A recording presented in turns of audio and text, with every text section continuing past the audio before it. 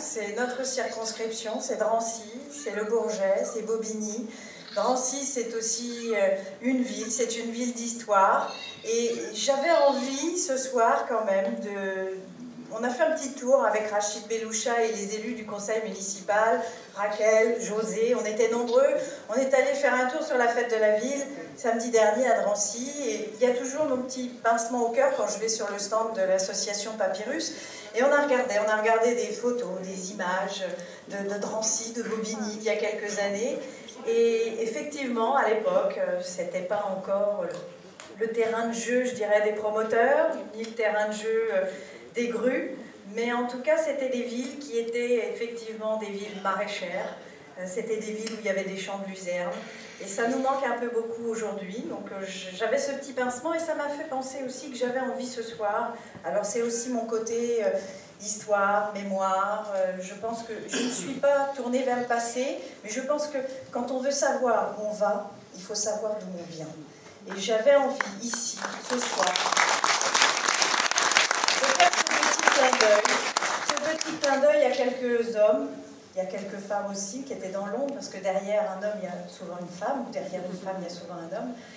Et j'avais envie de faire ce petit clin d'œil à quelques grands hommes qui ont marqué quand même notre circonscription, nos villes. C'est tout d'abord, Georges Valbon. Georges Valbon, qui lui, c'était un ouvrier. C'était un ouvrier dans l'imprimerie. Il a transformé Bobigny, ce bourg agricole, en ville-préfecture.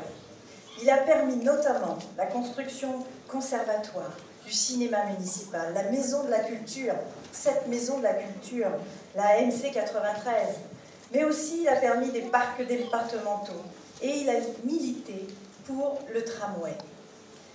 Mais quand on parle aussi de Georges Valbon, on ne peut pas oublier à Bobigny, ici, Bernard Bersinger. Je salue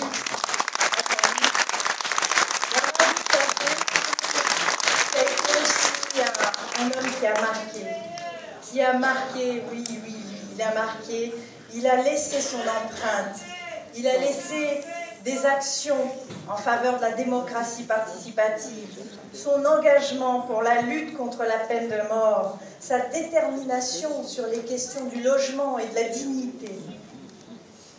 Et puis enfin, écoutez, je fais aussi un petit clin d'œil à Maurice Nilès. Maurice Nilès, mon grand-père, qui lui aussi a permis à Drancy de se transformer, de s'équiper, de se moderniser, mais toujours à une échelle humaine, et sans jamais perdre cette idée que c'était une ville cheminote. Lui aussi, c'était un ouvrier, et il aimait à dire « Drancy, c'est une ville où il fait bon vivre ». C'est une ville de culture, une ville qui possédait beaucoup de maisons pour les jeunes, pour la jeunesse, parce que la jeunesse, pour lui, c'était l'avenir.